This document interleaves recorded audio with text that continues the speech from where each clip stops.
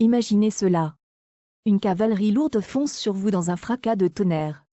2000 livres de cheval et de chevaliers en armure, se déplaçant à 50 km à l'heure. La terre tremble. Vous êtes un paysan, tenant dans vos mains un bâton de bois avec un tube de fer grossière attaché à son extrémité. Vous ne fuyez pas. Vous attendez. Vous allumez la mèche.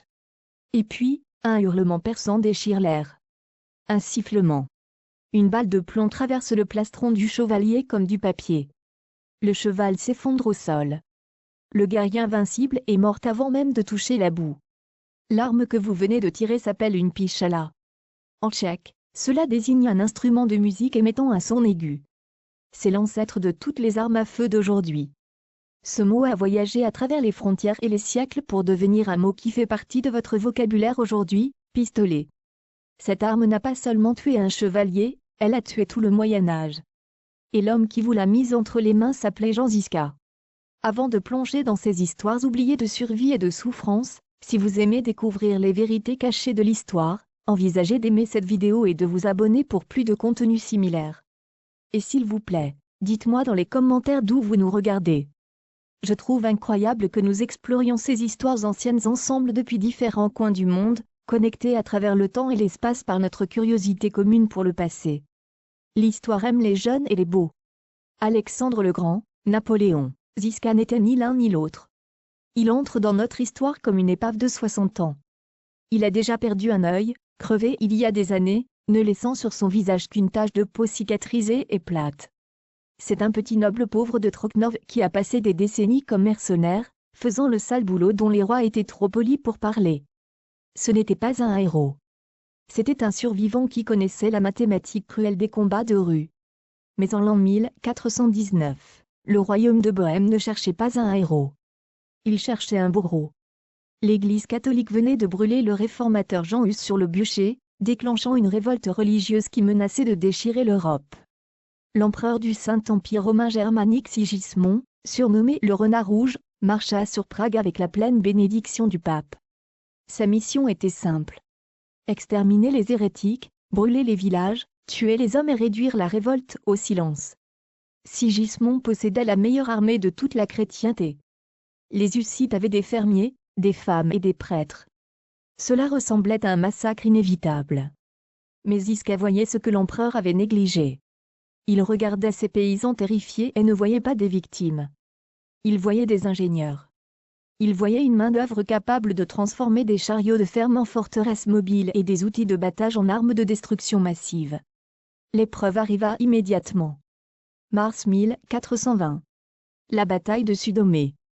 Zizka est rattrapé en terrain découvert. Il a 400 partisans, y compris des femmes et des enfants, et 12 chariots de ferme. Contrefoncent 2000 seigneurs de fer, l'élite de la cavalerie lourde royaliste. Le rapport de force est de 5 contre 1. Le terrain est un piège. Le soleil se couche. Selon toutes les règles de la guerre, Zizka est un homme mort. Mais au moment où les seigneurs de fer abaissent leurs lances et poussent leurs chevaux au galop, ils ne foncent pas vers une bataille. Ils foncent dans un hachoir à viande. La géographie détermine le destin. Zizka le savait. Il se tenait sur une étroite digue entre deux étangs. À sa gauche se trouvaient les eaux profondes de l'étang Markovitch. À sa droite, le fond asséché de l'étang Charedu, qui ressemblait à de la terre ferme, mais qui était en réalité un bourbier profond et absorbant d'argile molle. Il disposa ses 12 chariots en travers de la digue, créant une barricade de fortune. Puis il attendit.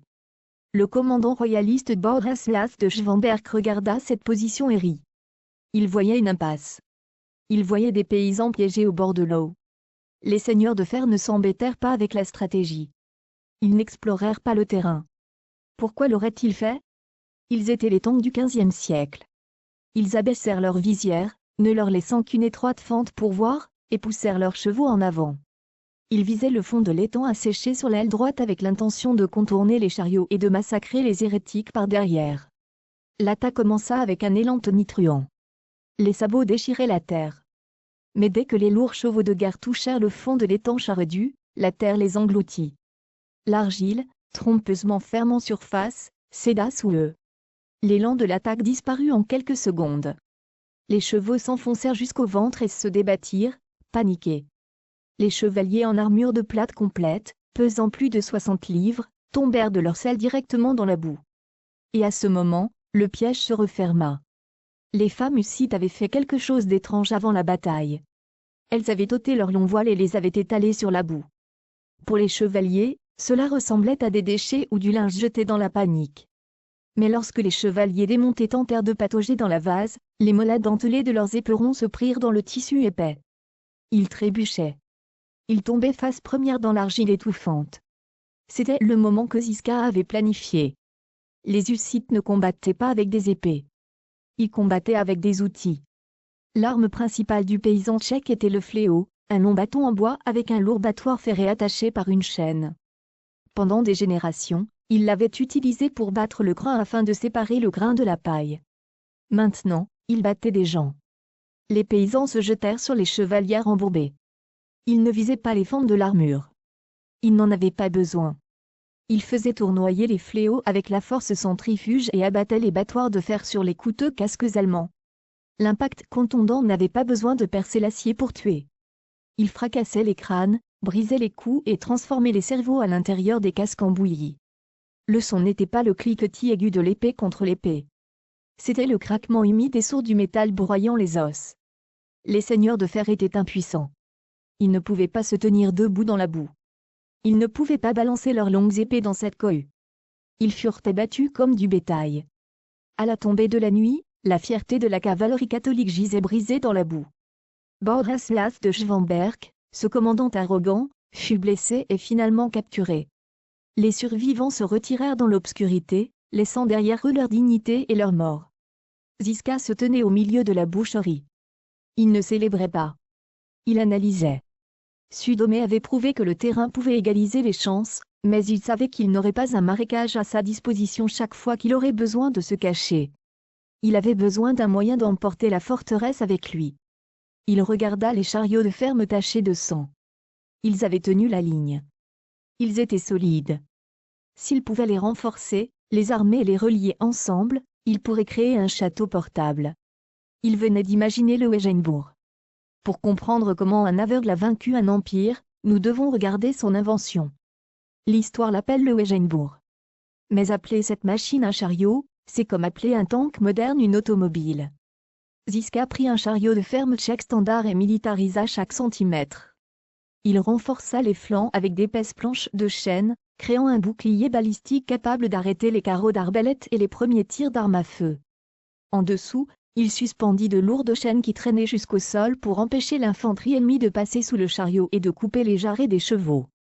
Sur le dessus, il installa des toits rétractables pour protéger l'équipage des flèches pleuvant du ciel. Mais le véritable génie ne résidait pas dans le bois.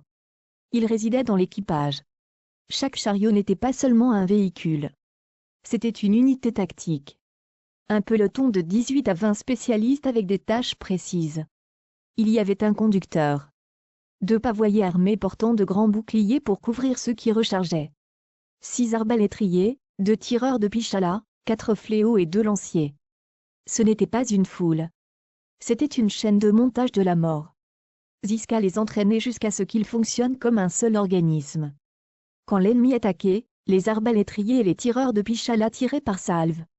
Tandis qu'une rangée tirait, elle reculait pour recharger, tandis que les porteurs de boucliers s'avançaient pour les couvrir. Les tireurs de pichala ne visaient pas la précision.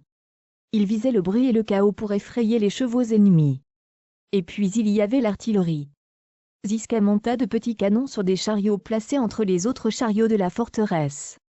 Il les appelait oufnis. Ce mot dérivait du mot ouf, car c'est précisément dans les foules que ce canon était destiné à tirer. C'était une arme à canon court conçue pour tirer de la mitraille, et non pour la guerre de siège. Cette arme spécifique, la oufnis, est l'ancêtre étymologique de l'obusier moderne. Lorsque ces chariots étaient reliés roue contre roue par de lourdes chaînes de fer, ils formaient une forteresse géométrique qui pouvait être érigée en quelques minutes. Cela résolvait le problème éternel de l'infanterie, comment résister à une charge de cavalerie en terrain découvert. Les chevaliers chargeaient en s'attendant à ce que la ligne se brise. Au lieu de cela, ils heurtaient un mur solide de chêne et de fer. Leurs chevaux paniquaient face au feu, les forçant à longer le mur de chariot. C'était la zone de mort. Une fois les chevaliers coincés, Les fléaux et les lanciers hussites se penchaient depuis les espaces entre les chariots. Ils accrochaient les cavaliers, les tiraient de leurs selles et les achevaient au sol. C'était brutal, efficace et industrialisé. Mais le Wegenbourg avait encore un autre secret. Ce n'était pas seulement une carapace défensive. Elle était mobile. Ziska entraînait ses conducteurs à exécuter des manœuvres complexes à l'aide de signaux de drapeau. Ils pouvaient élargir le cercle pour engloutir une unité ennemie, ou l'ouvrir pour laisser sortir leur propre cavalerie pour une contre-attaque. Imaginez un tank qui peut se déployer, se transformer en forteresse, puis se replier pour vous poursuivre. C'est ce contre quoi l'empereur Sigismond marchait. Mais l'empereur, dans son arrogance, rejeta les rapports à ce sujet. Il les appelait des paysans couverts de boue. Il arriva à Prague à l'été 1420 avec une immense armée de croisés, estimée entre 50 et 100 000 hommes. La panique s'empara de Prague. Les factions hussites se querellaient entre elles. Ils étaient en infériorité numérique et encerclés. Leur seul espoir reposait sur une colline stratégique juste à l'extérieur des murs de la ville. Si les croisés contrôlaient cette colline, ils pourraient couper les voies de ravitaillement de Prague et affamer la ville jusqu'à la soumission. Ziska voyait la carte clairement dans son esprit. Il prit un petit détachement de ses taborites, seulement quelques dizaines d'hommes et de femmes, et occupa la colline. Il leur ordonna de creuser. Ils construisirent de petits fortins en bois et un fossé défensif. Cela semblait pathétique face à l'océan scintillant d'armures croisées qui s'amassait en dessous d'eux. Le 14 juillet 1420, la fine fleur de la chevalerie européenne leva les yeux vers cette colline. Ils ne virent que quelques monticules de terre et un vieil homme aveugle qui les attendait. Ils supposèrent que ce serait une escarmouche rapide avant le déjeuner. Ils s'apprêtaient à s'engager dans l'une des catastrophes les plus embarrassantes de l'histoire militaire. La bataille de Viot fut une leçon de géométrie. La colline elle-même était une crête rocheuse étroite, abrupte des deux côtés, n'offrant qu'un mince sentier vers le sommet où Ziska avait creusé ses tranchées. Sigismond avait des milliers de chevaliers, mais sur cette crête, le nombre n'avait pas d'importance. Seuls quelques-uns pouvaient combattre côte à côte. L'immense armée de l'empereur était comme un océan essayant de passer à travers une paille. L'attaque fut menée par les chevaliers d'élite de Maïsan. Ils étaient confiants, étincelants dans leurs armures de plate, criant des insultes aux hérétiques là-haut. Ils se ruèrent sur la pente, s'attendant à ce que les paysans fuient. Au lieu de cela, ils heurtèrent un mur de fléaux et de femmes jetant des pierres. Du point de vue du chevalier, le monde se transforma en un cauchemar claustrophobe. Le chemin était trop étroit pour y manœuvrer un cheval. La pente était glissante d'herbe d'été. Tandis que la ligne de front s'arrêtait contre la palissade en bois de Ziska, les chevaliers derrière continuaient de pousser vers l'avant, écrasant leurs propres camarades contre les rochers. Ziska, malgré ses 60 ans et sa vue déclinante, se tenait dans la tranchée avant. La légende dit qu'il combattait l'épée à la main, guidé par les bruits de la mêlée, tenant la ligne jusqu'à ce que l'ennemi tente presque de le tirer dans ses rangs avec un crochet. Les croisés gagnaient centimètre par centimètre. Le poids même de leur armure commençait à briser les défenses en bois. Mais à ce moment, le piège se referma. Depuis les portes de la ville de Prague en contrebas, une cloche commença à sonner. Soudain, la porte sud s'ouvrit à la volée. Un flot de renforts s'en déversa. Ce n'étaient pas des soldats, mais le petit peuple de Prague. Bouchers, boulangers et ménagères armés d'armes improvisées se ruèrent sur le versant sud en chantant des hymnes religieux. Ils percutèrent le flanc exposé de la colonne des croisés.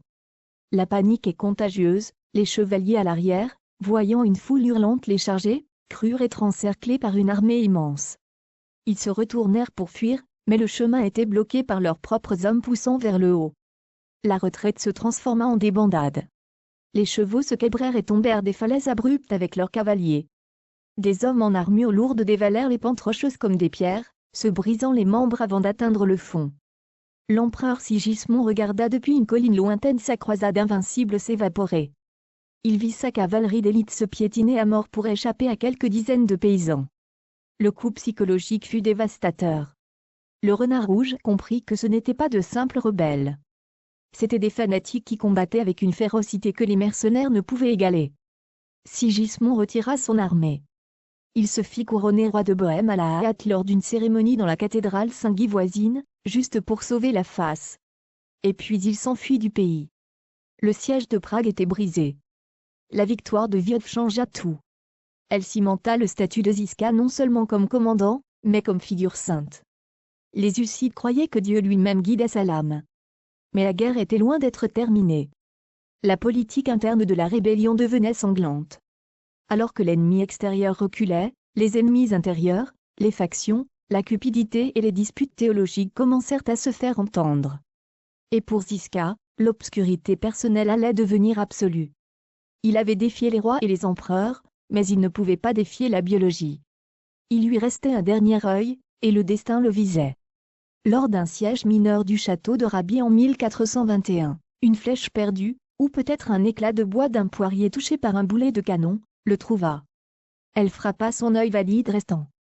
L'infection s'installa. Les médecins tentèrent de le sauver, mais les dégâts étaient irréversibles. Le général était désormais totalement aveugle. La plupart des commandants se seraient retirés. Comment mener une armée quand on ne voit ni le terrain, ni l'ennemi, ni même le soleil? Mais Jean Ziska n'était pas comme la plupart des hommes. Une fois sa vue éteinte dans une obscurité permanente, son esprit s'élargit. Il allait accomplir quelque chose qui défie l'entendement. Sans yeux, il devint un général encore meilleur. La cécité met généralement fin à la carrière d'un soldat. Pour Ziska, elle ne fit qu'éliminer les distractions. À l'intérieur de sa tente de commandement, le monde était noir d'encre. Mais dans son esprit, c'était une grille de haute résolution et de clarté. Il développa un système de commandement en avance de plusieurs siècles sur son temps. Il ne pouvait pas voir le champ de bataille, alors il forçait le champ de bataille à être traduit en données. Il s'entoura d'une équipe d'aide de confiance, ses yeux. Il ne lui disait pas simplement « l'ennemi est là-bas ». C'était inutile. Ziska exigeait des détails. Quelle est la pente en degrés? La boue arrive-t-elle à la cheville ou au genou? Dans quelle direction le vent chasse-t-il la fumée? Où est le soleil par rapport au visière de l'ennemi? Il rassemblait ces points de données et construisait une carte dynamique en 3 dimensions dans sa tête. Les historiens comparent cela à un grand maître jouant aux échecs à l'aveugle, mais avec des milliers de vies en jeu. Une fois la carte établie, il déplaçait ses unités avec une précision terrifiante. Pour contrôler une armée qu'il ne pouvait pas voir, Ziska inventa un langage de signaux qui tranchait à travers le chaos de la guerre. Il ne pouvait pas compter sur des indices visuels, alors il standardisa un système de drapeaux pour les capitaines et de tambours pour les soldats. Un rythme spécifique signifiait charger. Un autre signifiait resserrer les rangs. Un autre signifiait tourner les chariots. Ce besoin d'ordre mena en 1423 à la création de l'ordre militaire de Ziska. C'était le premier code militaire systématique en Europe centrale. Peu importait que vous soyez paysan ou noble. Tout le monde suivait les mêmes règles.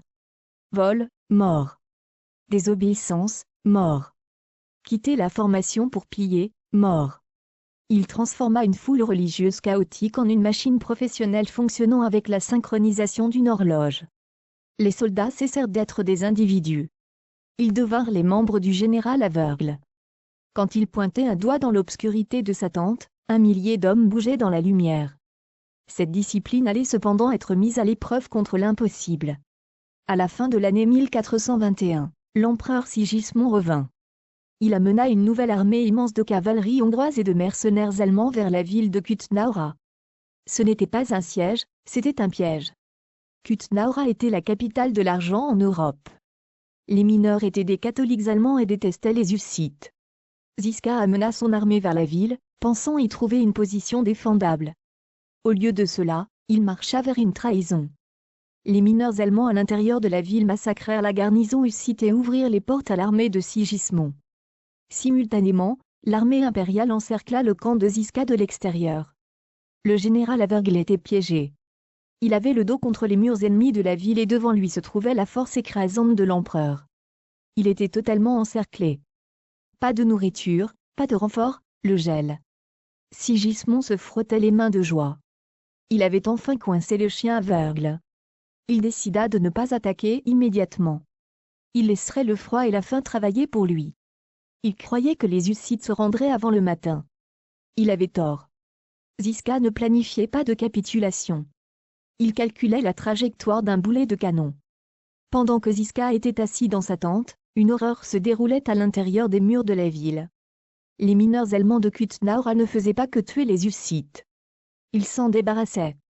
Ils traînaient les partisans capturés vers les profonds puits de mines d'argent. C'étaient des gouffres tombant à des centaines de pieds dans la terre. Il les y jetait vivants. On raconte qu'un puits, appelé le puits de Kutnaura, devint la tombe de plus de 1000 personnes.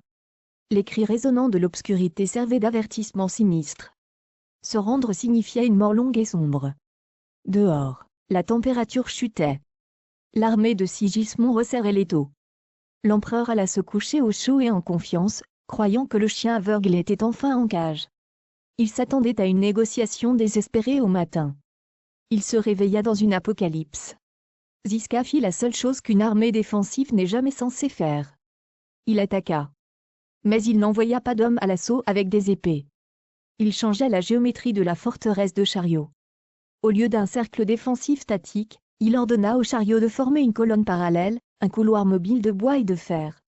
À minuit, le 21 décembre 1421, l'armée hussite s'élança. Ils ne se dispersèrent pas. Ils concentrèrent chaque once de leur puissance de feu. Chaque canon, chaque pichala, chaque arbalète sur un seul point étroit de la ligne impériale. C'était le premier cas de barrage d'artillerie mobile de l'histoire humaine. Imaginez la scène. Les soldats impériaux, frissonnant de froid dans l'obscurité, virent soudain un mur de feu foncer sur eux. Le son était assourdissant. Les oufnis tiraient de la mitraille à bout portant, taillant un tunnel de chair et d'os à travers les rangs ennemis. Les chevaux de la cavalerie hongroise paniquèrent. Le volume sonore et le feu créèrent une onde de choc psychologique. Ziska fit passer toute son armée directement par la brèche qu'il avait ouverte dans la ligne ennemie. Il ne s'arrêta pas pour combattre. Il passa au travers. Avant que Sigismond ne réalise ce qui se passait, les Hussites avaient disparu dans la campagne. L'empereur pensait avoir gagné. Il supposa que Ziska avait fui de terreur. Sigismond laissa donc ses soldats se disperser pour trouver de la chaleur et piller le camp abandonné. Il pensait que la guerre était finie. 2 semaines plus tard, le fantôme revint. Ziska ne s'était pas enfui pour se cacher. Il s'était enfui pour se regrouper. Il renforça son armée, fit demi-tour et revint à marche forcée. Il surprit l'armée impériale totalement impréparée au village de Nebovidi. Les chasseurs devinrent les proies. Les forces de Sigismond, éparpillées et ivres de victoire, s'effondrèrent. La retraite se transforma en débandade. Alors qu'ils fuyaient à travers la rivière Sassava gelée, la glace céda sous le poids de leurs armures. Des centaines de chevaliers se noyèrent dans l'eau glacée, tirés vers le fond par l'acier qui devait les protéger.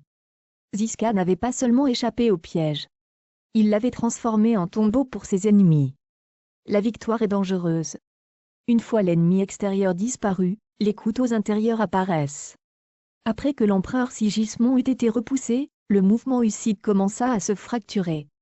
Vous aviez les modérés à Prague, de riches bourgeois et nobles qui voulaient juste boire le vin au calice et retourner aux affaires. Et puis vous aviez les radicaux à Tabor, les gens de Ziska, qui voulaient brûler le système féodal jusqu'au sol. La tension éclata. Les guerriers de Dieu tournèrent leurs fléaux les uns contre les autres. Mais Ziska n'avait pas de patience pour la politique. Pour lui, la discipline était binaire. Soit vous étiez un soldat du Christ, soit vous étiez un obstacle. Lorsqu'une secte d'extrémistes hussites appelée les Adamites commença à errer nu dans la campagne, prétendant être dans le jardin d'Éden et pratiquant l'amour libre, Ziska ne discuta pas de théologie avec eux. Il marcha sur leur refuge insulaire, les massacra et brûla les survivants. Il était le système immunitaire de la Révolution, attaquant impitoyablement toute infection, même dans son propre corps. Les nobles de Prague décidèrent que le vieil aveugle était trop dangereux pour être laissé en vie. Ils formèrent une coalition pour l'écraser. Ils connaissaient ses tactiques. Ils connaissaient ses chariots. Ils pensaient pouvoir le vaincre parce qu'ils étaient comme lui. Ils avaient tort. En juin 1424, à la bataille de Malechev, Ziska affronta ses propres compatriotes. La coalition de Prague avait la supériorité numérique, un meilleur équipement et une connaissance intime de la forteresse de chariots. Ziska se retira sur une haute crête au-dessus d'une vallée étroite. Les forces de Prague le poursuivirent, pensant que le vieux chien courait pour sauver sa vie. Ziska préparait une nouvelle surprise. Il ordonna à ses hommes de remplir plusieurs chariots de ravitaillement de lourdes pierres. Il les aligna au bord même de la crête de la colline. Il attendit que l'armée de Prague s'entasse densément dans la vallée en contrebas et peine à monter la pente. Puis il donna le signal. Les Hussites ne tirèrent pas au canon. Ils firent rouler les chariots remplis de pierres par-dessus bord. Ces rochers de bois de plusieurs tonnes dévalèrent la colline en rugissant, prenant une vitesse terrifiante. Ils percutèrent l'infanterie de Prague, écrasant les hommes et brisant leur formation avant même qu'un seul coup de feu ne soit tiré. Les lignes se brisèrent dans la panique. Avant que la poussière ne retombe, Žižka ordonna l'attaque générale. Sa cavalerie et son infanterie dévalèrent la colline comme une avalanche. Ce fut un massacre. La route vers Kutná était jonchée de corps de hussards tués par des hussards. Maléchev fut le chef d'œuvre tactique de Žižka, prouvant que même contre un ennemi connaissant sa stratégie, sa capacité d'improvisation était inégalée. Après Maléchev, personne en Bohême n'osa plus murmurer contre lui. Il était désormais le maître incontesté du pays. Mais il ne se contenta pas de la défense. Il comprit que pour sécuriser la Bohême, il devait faire saigner ses voisins. Il tourna son regard aveugle vers les frontières avec la Hongrie et l'Autriche. Il ne voulait plus attendre que les croisades viennent à lui. Il allait leur apporter l'apocalypse. En 1423, Žižka avait résolu le problème de la survie. Maintenant, il voulait la rétribution. Il réalisa qu'attendre l'invasion des croisés en Bohême était une erreur stratégique. Pour mettre fin à la guerre, il devait la rendre trop coûteuse pour l'ennemi. Il lança une nouvelle stratégie. Des raids offensifs en Hongrie et en Moravie. Les historiens donnèrent plus tard à ces expéditions le nom romantique de chevauchées magnifiques. Mais si vous étiez un villageois allemand ou un noble hongrois, il n'y avait rien de beau là-dedans. C'étaient des campagnes de terreur calculées. Les chariots de Žižka roulaient à travers les frontières, non pour conquérir des territoires, mais pour brûler les ressources. Ils frappaient profondément en territoire ennemi, saisissant nourriture, bétail et or, laissant derrière eux un sillage de fumée. L'impact psychologique était écrasant. La simple nouvelle que l'aveugle approchait déclenchait la panique dans des régions entières. Des châteaux qui avaient tenu pendant des siècles se rendaient sans tirer un seul coup de feu. Les armées se dissolvaient avant même que la bataille ne commence. Žižka atteignit le but ultime d'un général, vaincre l'esprit de l'ennemi avant d'affronter son corps. En 1424, Žižka marcha pour assiéger le château de Přibyslav. Il était au sommet de sa puissance. Il avait unifié les armées hussites fragmentées sous son commandement. Il restait l'un des rares commandants invaincus de l'histoire, ayant livré plus d'une douzaine de grandes batailles et d'innombrables escarmouches sans une seule défaite. Il avait 64 ans, était aveugle et apparemment immortel. Mais un tueur microscopique l'attendait. Lors de l'inspection des lignes de siège à Přibyslav, un gros furoncle douloureux, un anthrax, apparut sur son corps. C'était probablement la peste, la mort noire qui hantait chaque armée médiévale. L'infection se propagea rapidement. L'homme qui avait survécu aux flèches, aux épées, aux masses et aux boulets de canon était dévoré vivant par des bactéries. Il mourut en octobre. Le silence qui suivit dut être terrifiant. Les hussites ne perdirent pas seulement un général, ils perdirent leur prophète. Ils perdirent l'homme qui leur avait appris que les paysans pouvaient tuer des rois.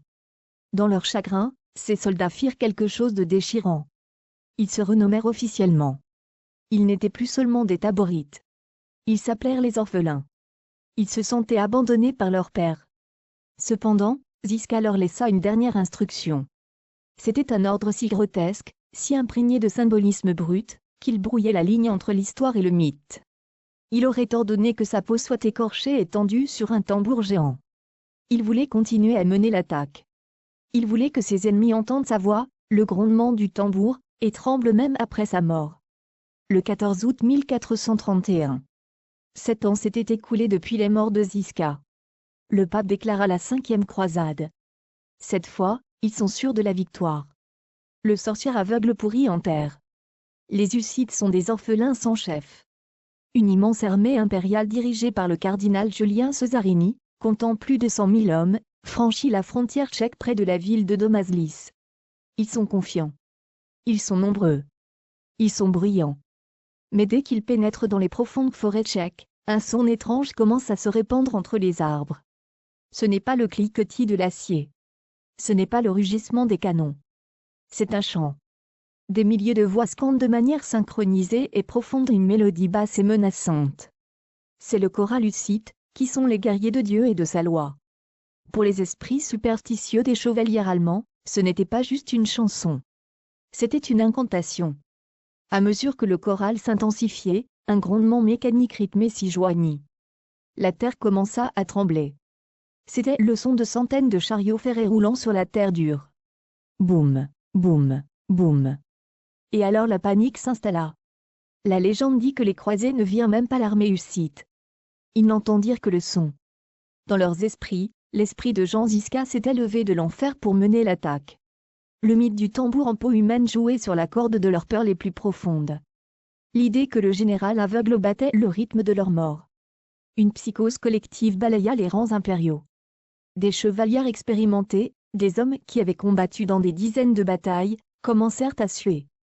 Le cardinal tenta de les regrouper, mais c'était vain. La terreur était contagieuse. Avant qu'une seule flèche ne soit tirée, avant qu'une seule lance ne soit abaissée, toute la croisade se désintégra. 100 000 hommes firent demi-tour et s'enfuirent. Ils jetèrent armes, armures et bannières. Ils se piétinaient les uns les autres dans une tentative désespérée d'échapper au monstre invisible approchant à travers les arbres. Le cardinal Cesarini lui-même dut se déguiser en simple soldat pour s'échapper. Il laissa derrière lui son chapeau, son crucifix et la bulle papale autorisant la croisade. Les Hussites arrivèrent sur un champ de bataille vite jonché de suffisamment d'or, de provisions et d'armes pour financer leur guerre pour la décennie suivante. Ils n'eurent pas à se battre. Le souvenir de Zisca combattit pour eux. Cet événement à Domaslis est unique dans l'histoire militaire. Ce fut une victoire obtenue exclusivement par la réputation. Zisca avait traumatisé la psyché européenne si profondément que son nom seul était une arme de destruction massive. Les orphelins poursuivirent les croisés en fuite jusqu'à la frontière, massacrant les traînards et prouvant que si le père était mort, ses enfants étaient bien vivants et impitoyables. L'Église catholique réalisa enfin que les Hussites ne pouvaient être vaincus par la force. L'invention de la forteresse de Chariot, la Pichala et la terreur psychologique du général aveugle avaient changé les règles du jeu pour toujours. Pour la première fois dans l'histoire, l'Église fut contrainte de faire quelque chose qu'elle détestait, négocier. Les guerres hussites ne se terminèrent finalement pas par un coup de feu, mais par une signature. En 1436, l'Église catholique, épuisée et humiliée, signa les compactats de Bâle. Pour la première fois dans l'histoire, l'Église négocia officiellement avec des hérétiques. Elle accorda aux Tchèques le droit de recevoir la communion à leur manière. Ce fut une victoire remportée par la volonté de faire d'un homme mort depuis 12 ans. Jean Zisca laissa plus qu'un traité de paix. Il laissa un plan pour l'avenir de la violence. Regardez un char de combat principal moderne. Il est lourdement blindé, porte un gros canon et utilise des mitrailleuses pour supprimer l'infanterie. C'est essentiellement une forteresse de chariots mécanisés. Zisca fut le premier à réaliser que la puissance de feu a besoin de mobilité et de protection pour être décisive. Il n'a pas seulement inventé une tactique, il a inventé le concept de guerre blindée. Et puis il y a le mot lui-même. Chaque fois qu'un policier sort un pistolet, il rend un hommage linguistique à la Pichala tchèque. À cet tube sifflant que les paysans de Zisca utilisèrent pour briser l'âge de la chevalerie. Il prit la poudre noire, que les Chinois utilisaient pour les feux d'artifice et les Européens pour les engins de siège, et la mit entre les mains de l'homme ordinaire. Il démocratisa la mort. Aujourd'hui, si vous visitez Prague, vous pouvez monter sur la colline de Vyov. Là, surplombant la ville qu'il a sauvée, se dresse une statue colossale en bronze de Jean Zisca. C'est la 3e plus grande statue équestre en bronze du monde. Il est assis sur son cheval, masse à la main, et regarde la capitale avec des yeux qui ne voient pas, et pourtant voient plus que n'importe quel roi de son époque. L'histoire de Zisca est un rappel terrifiant mais inspirant du pouvoir de la symétrie. Il a prouvé qu'une armée d'amateurs armés de conviction et de technologie bon marché peut démanteler un empire de professionnels. Il nous a montré que les limitations, même la cécité, ne sont pas des obstacles. Ce sont des catalyseurs d'innovation. Il ne s'est pas battu comme on devrait faire la guerre. Il s'est battu comme on devait se battre pour survivre. Il reste le seul commandant de l'histoire à avoir combattu totalement aveugle et à n'avoir jamais perdu une bataille. Il était le fantôme invaincu et borgne de la Bohême. Si vous avez aimé ce voyage vers les origines brutales de la guerre moderne, s'il vous plaît, donnez un j'aime à cette vidéo. Cela aide l'algorithme à trouver d'autres amateurs d'histoire comme nous. Abonnez-vous à la chaîne pour ne pas manquer notre prochain regard approfondi sur les personnages oubliés qui ont façonné notre monde. Et faites-moi savoir dans les commentaires, pensez-vous que Zisca était un héros populaire ou un tyran fanatique? Je lis chaque commentaire et j'aimerais entendre votre opinion. À la prochaine, cherchez la vérité dans les ombres.